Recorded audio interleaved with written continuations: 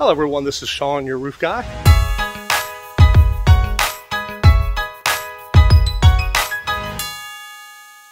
Follow up on this video in Oviedo. We met the adjuster. Show you a couple things that we noticed. I'm not going to get back on the roof. There's no reason to really do that. We always look for collateral damage when we're doing a hail claim.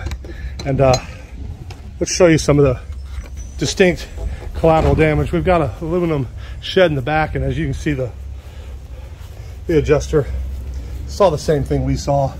A lot of hail damage. There's a lot in the screens as well.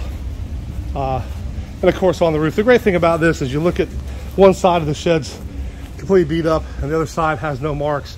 Hail's directional. That's easy to figure. Here's more hail. So this was a good claim. As I said, the roof has real definitive hail. We have a great hail date associated with it, showing actually golf ball size hail on this street. I don't think what was up there was that big, but there was definitely some good hail. So the adjuster approved the entire roof, the building, quite a few screens, and it's a good day. This is Sean Bennett with XLR8 Roofing.